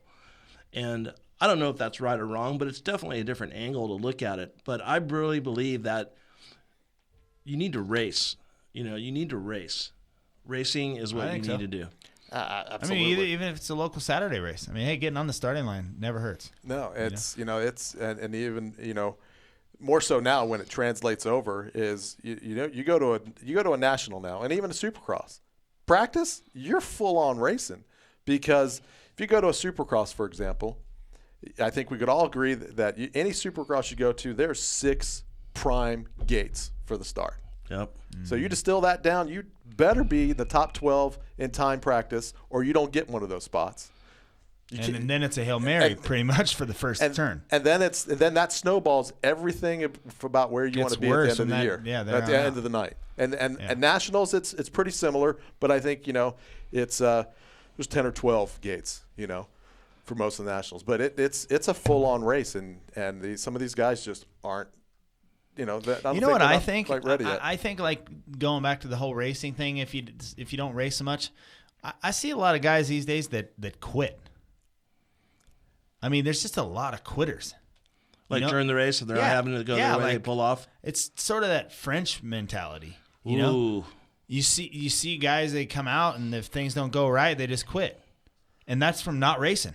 That's from not being able to experience all types of racing all the time. And I think that, we all know that, hey, if you're going to be good, you got to take the good with the bad. Okay, since you brought up the French things, we're going to close it. We're going to close it on this. Okay. Sorry. Did you guys really jump that at the Honda track in Porcel? Of course we did. Okay. Why would I make that? I don't know, because still to this day, people kind of think that's not true. But Who's people? It doesn't matter. We're just stirring the pot here. We're speculating like other shows do. You must be French, dude. Oui. All right, Skip. Platform's yours. Do you want to give a shout out to? I really wanted Porcel just to go out there and hit it. And see him. See if he could do it. Probably. There's no way. It's no way. No way. Professional. Yeah. Well, I got a good Fred story, though, real quick. We're at Millville. We get back Friday practice. All of a sudden, we come back, and him and Bale, these fools are trying to nose wheelie and sit the bike on the stand. Needless to say, they did it. But Cliff White and I had to fix pipes for a day and a half because they would miss the pipe, miss the stand, and And that's on when the those pipe. are full works pipes that Oh, yeah. probably Cone cost pipes. Cone the whole deal. pipes, yeah. We're up welding them in the shop. But tie cone pipes. yeah. Right. No, I think the group that we have with traders, Gary, the owner, he's doing it because he can, and he wants to be able to supply these kids with the proper equipment and support so they can go out and be the best they can. So wait, let's get back to that thing. Do you see that, or am I just seeing things that kids sometimes today don't have the heart like they should? Is there a lot of that's frustrating, because that's one of the most frustrating things about racing, especially motocross. And it is, and it's because you got to find the right kid. Yeah, he can be fast, but you got to find the right kid that's willing to put it out there, and when it's not going right, that's gonna give you everything he's got all the time. Like you and I talked about it. There's when the gate drops, there is nothing we can do to fix your motorcycle. Ride the crap out of it, come back, and we'll work on it. Right, And there's been right. plenty of times where he'd come back and go, "Hey, man, that thing had square wheels on it. Can you make it roll a little better for me?" And then there was times he'd come in and just let us have it, and but we would work through it and we'd get it right. And it's just, I go back to just being mentally tough, and being mentally tough for, if it's 15 laps, all 15 of them. If it's 35 minutes, all 35 minutes. Right. Because if you don't give it everything, then why are you even out there? I think as a rider, you have to accept the fact that you're not. Most all of it's going to be a learning. I mean, you're not going to be out there and be the best every single time, every minute you're on the track. So being able to accept the fact that, hey, we're going to all try and get better here, and do your best to do that. I think if some of the riders had that kind of an attitude, it would be, I think it'd be, the depth would be probably a little bit. Yeah, I would agree with you. I mean, just working with our team and being around, a lot of different personalities, if you want to call it that. Right. You have, a group of guys that never say die, never quit, will go out there and just, sometimes.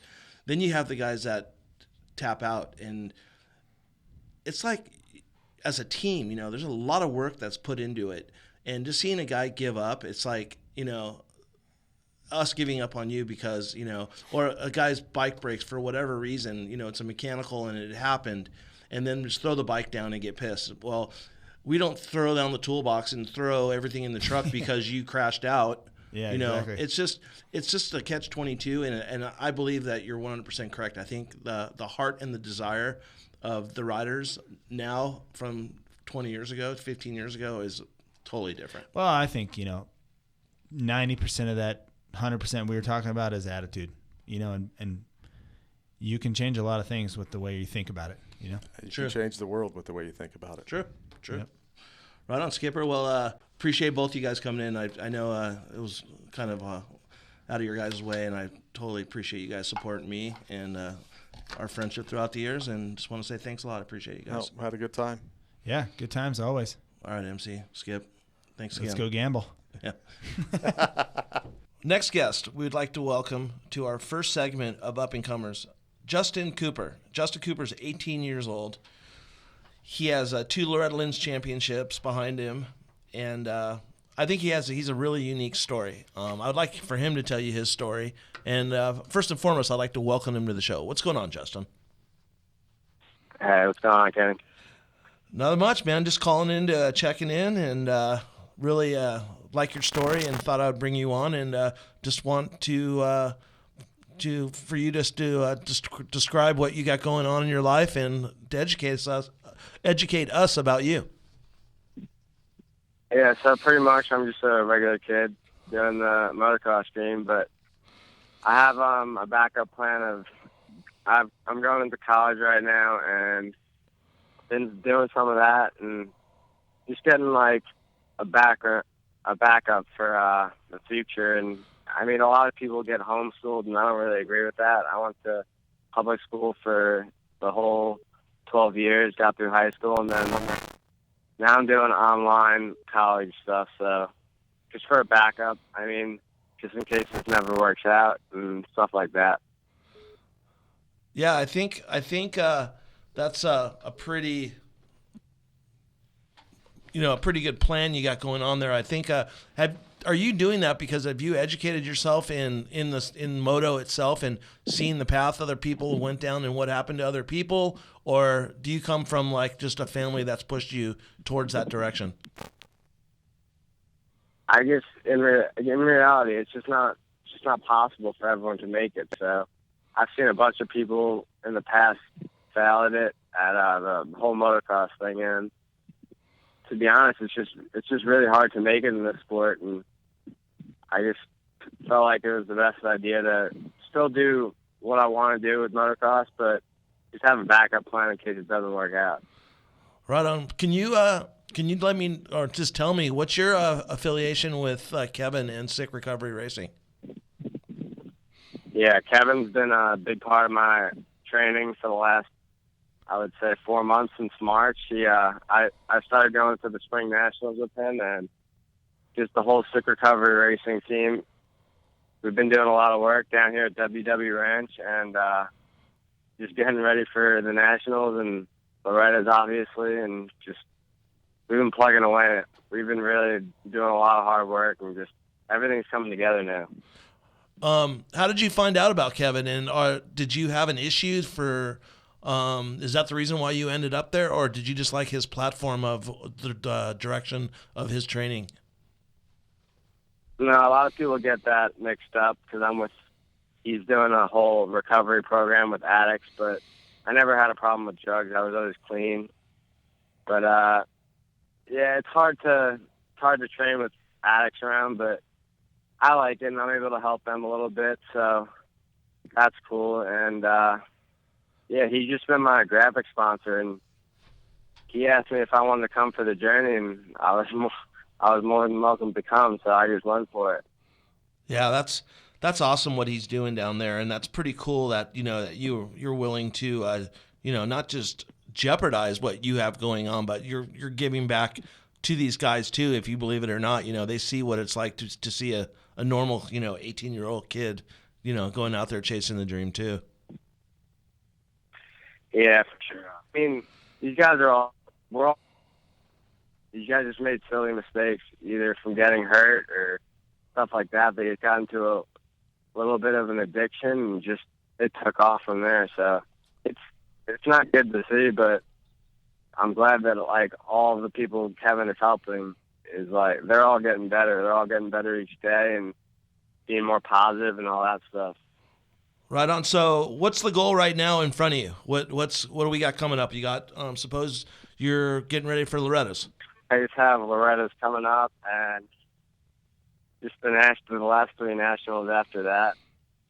Hopefully I'll be able to get a ride from Loretta's. I've been working really hard for that, and I mean the goal is just to do good at Loretta's and then go for it in the last 3 Nationals. I mean, I've been working up to this point for a while now, and I'm kind of excited to get it started.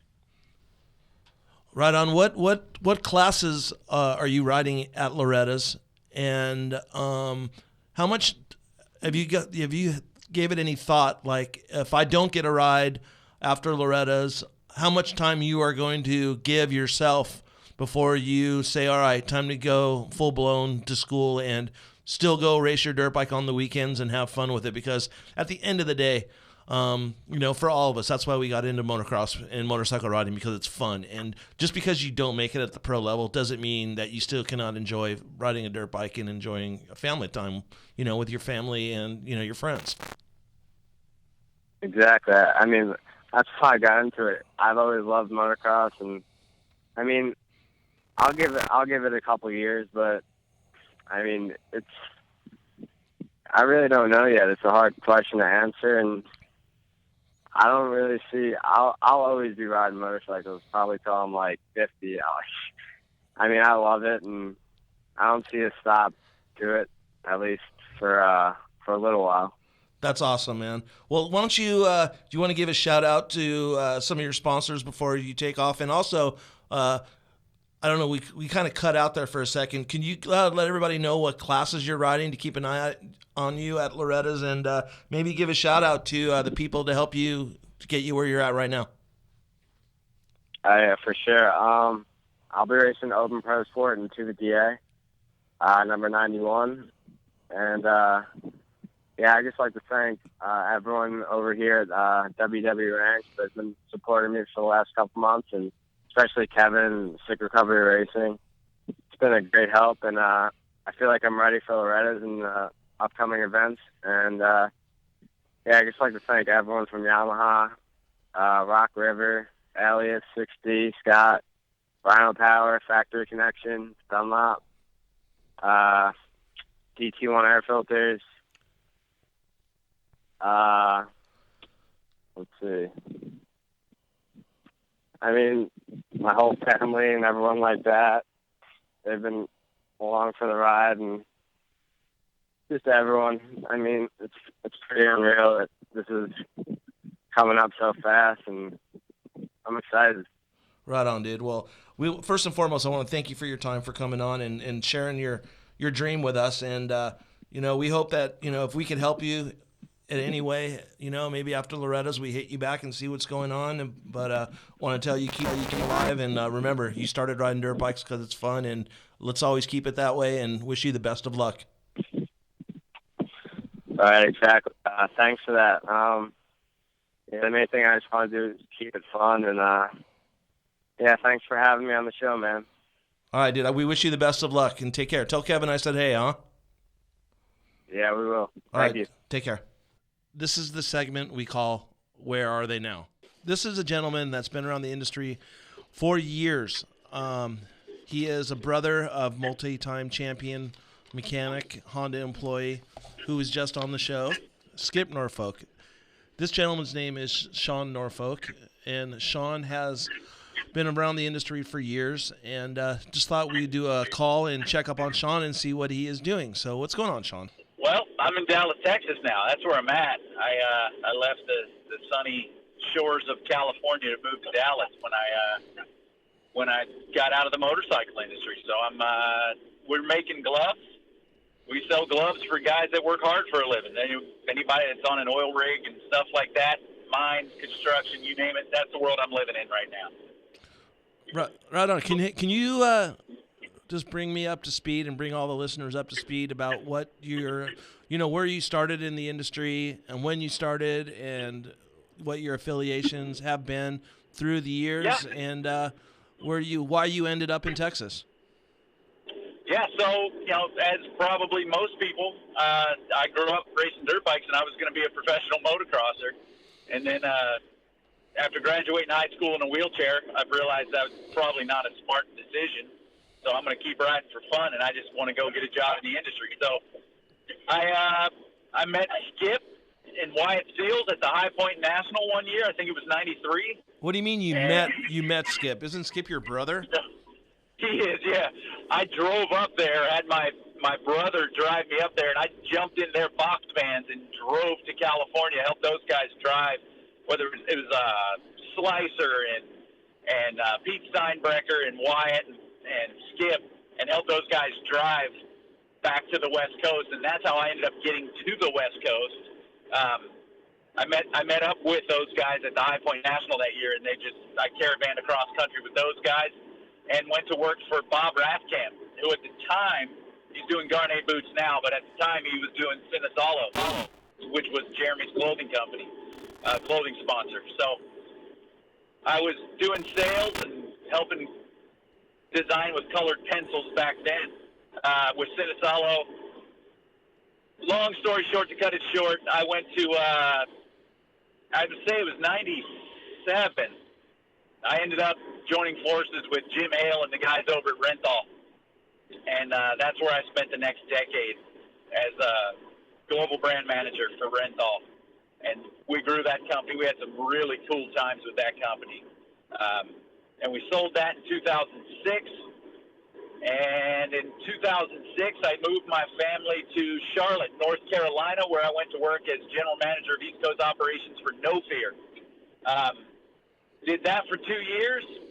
And then my old friend Eddie Cole moved me back to California. I went to work for Valencia Sports Group, which was 661, Sunline, Tag Metals, and Filtron back then.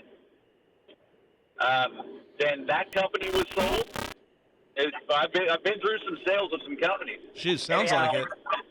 Yeah. After that company was sold, more old friends, right? I'm an old guy like you, Kenny. I've been in this industry a long time. So Bob Weber and Troy Lee hired me, and I was director of marketing over at Troy Lee Designs for 2 years. And the whole time, this company that I work at now was talking to me for about a year and a half, 2 years, trying to get me to come to work for them. So we make work gloves. What's the name of it? It's called Ironclad Performance Wear, and we make gloves for guys that put on work boots and hard hats every day. That's the world we live in. So it's pretty fun. It's way more fun than I thought it was going to be. I was really nervous getting out of the motorcycle industry. It's been my whole life, but opportunity was knocking, so I decided to do that. And we're a publicly traded company, but we just moved our headquarters 2 summers ago from Los Angeles to Dallas.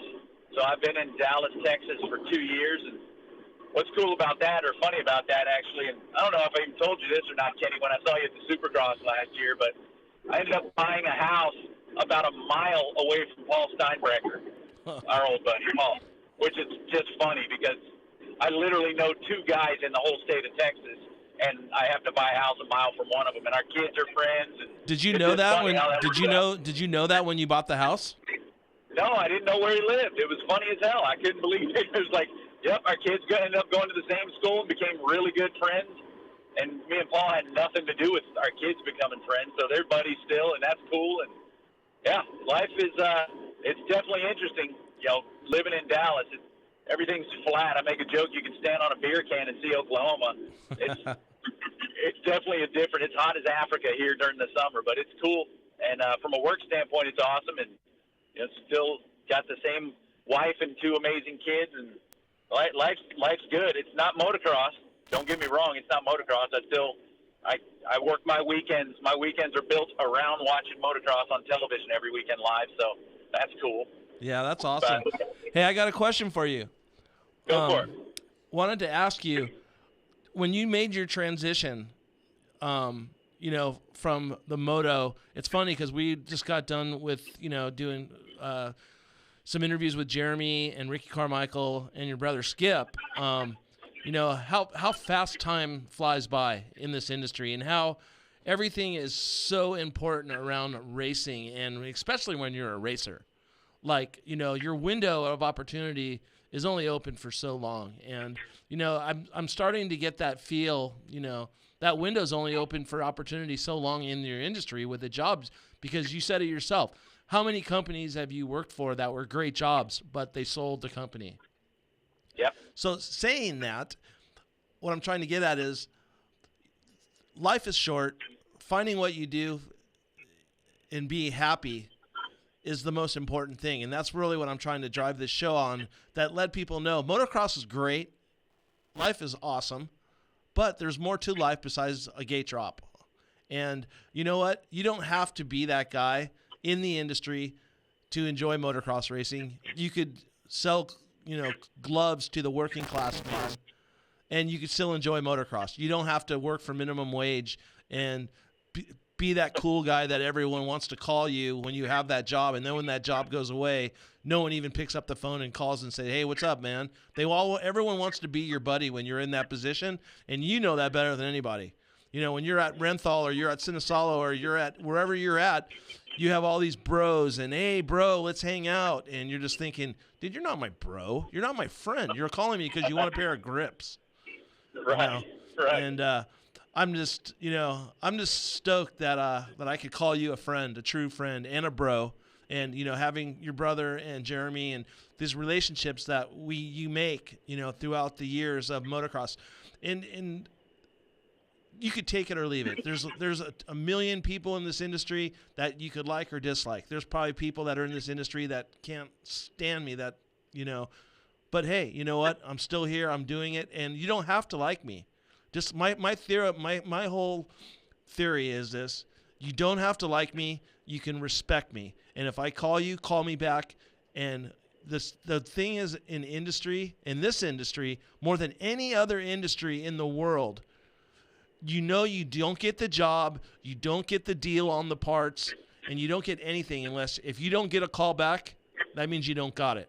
But in business and in life in general, you at least get an email saying, sorry, sir, we're not going to, accept your offer or something.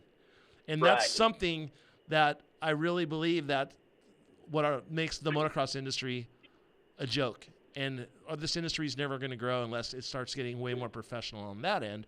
But that's not why I'm calling you to bitch about the industry. I'm just calling to check up on you, see how the family is, saying that I miss you as a friend, seeing you around, and just check in. No, I appreciate it, K-Dub. It's funny you mentioned, friends and lifelong friends. Motocross, when I made the transition, I didn't know, I've never done anything outside the motorcycle industry, right? So I'm like, holy shit, what am I going to do? How's this really going to make me feel? Like, when I get home, am I going to be happy kind of thing, right? But it's that whole competition side of your life, right? You've been competing your whole life, and it's a team sport, but it's an individual sport. But it's no different. Because I was in motocross, it makes me 10 times stronger than other guys that have my job that I'm competing against now. You know what I mean? You still have that competitive edge. A gate's not dropping, and I'm not going to end up in a wheelchair like I did, unfortunately. Got out of that, but that was fine. But that whole competition side, dude, it just drives you every day. And I'm not dumping the clutch now, right? But the whole competition side is still the same. Yeah. And then talk about lifelong friends. When I moved a mile from Paul Steinbrecher, shoot, he got out of the industry in like 98, I think it was, 97 or something. I hadn't seen the guy in 15 years. It was like I saw him the day before. It was cool because it just was a smooth transition. And we had a trade show 2 years ago in San Diego.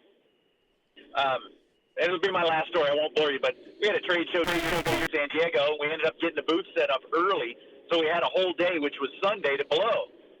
So I'm like, well, shoot, what are we going to do? I'm a Chargers fan, right? I wanted to watch football, and I'm like, oh, I know MC's a Chargers fan. Let me text him real quick. So I texted Jeremy and said, hey, I'm in town. Want to watch the football game tomorrow? And he's like, dude, I'm flying in from Minnesota tonight. Come by the house. So went and hung out at MC's house all day. We watched MotoGP. We watched the Chargers kick the Seahawks' butt, and just had a cool day at his house. You know what I mean? It was like, it doesn't matter how far apart you get or what you're doing. I mean, I've known Jeremy for, 25 years, but we got to hang out. I hadn't seen him in 2. Shoot him a text. Next thing you know, you're sitting on the couch having a beer, talking about old times and watching football. It's just the family side of motocross is awesome. The competition that you get from motocross, it just helps you in life in general. It's bitching, man. I wouldn't be where I am right now if I wasn't in moto ever. That's for sure. That's funny you say that, because I remember, in Dallas, I looked over and I seen you, Wyatt Seals, Steinbrecher, and Grayson Goodman all together. And I'm like, these 4 dudes right here, like, how does this happen? And I said to you, I'm all, what are you doing with these dudes? And you're all, I live here. And I'm like, oh my God. It's just crazy how it goes full circle, man. But, dude, I'm just glad that you're all good. Your family's great. And we're still here grinding away out here in Cali, from the beach to the valley, and just doing what we do. But I wanted to say thank you very much. I kind of want some of my closest friends on this first show to support me, and you've always been a supporter of what I've done, and just wanted to say thank you for your friendship throughout the years, and I wish you and your family the best of luck, my friend. All right, I appreciate it, K-Dub, and good luck with your podcast, dude. You deserve it. All right, so make it happen. All right, thanks, Sean. All right, take it easy, bud. Okay, bye. All right, folks, that's it. I hope you guys enjoyed. I want to give a special thanks to Ricky Carmichael and Jeremy McGrath for taking time out of their busy day. I'd like to thank Justin Cooper for his time, Skip and Sean Norfolk for you guys coming on the show and making this show a good one, I hope. Hope everybody enjoyed. I'd like to thank all the people that help us do this show week in and week out. Coco Paw Casino Resort, Team Elite, Worst Connection, X-Brand, Ron's In Your Ear Audio, Hart Huntington Tattoo Company, And last but not least, I would like to thank you, the people, for listening. Keep on keeping on. See you next time.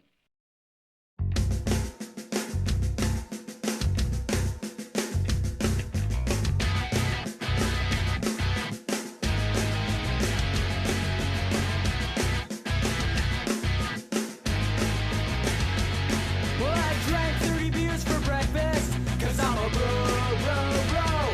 And I took a dirt bike to Glamis, 'cause I'm a bro. I didn't jump one fucking jump, 'cause I'm a bro. I just talked about the river, 'cause I'm a bro. And crushed these demons of dirt, 'cause I'm a bro.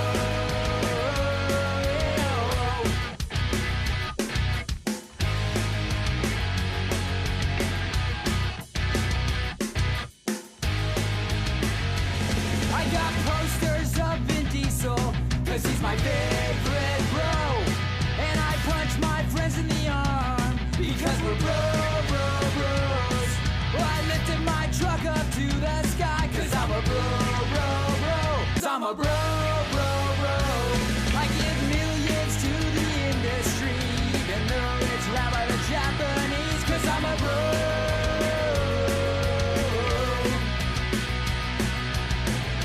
Flame tattoos, revving my dirt bike.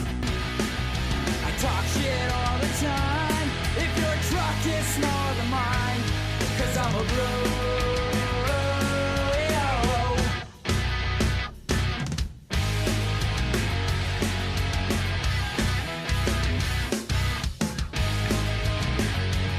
Well, I've got black socks and sideburns, 'cause I'm a bro. I bleached my hair and I spiked it, 'cause I'm a bro.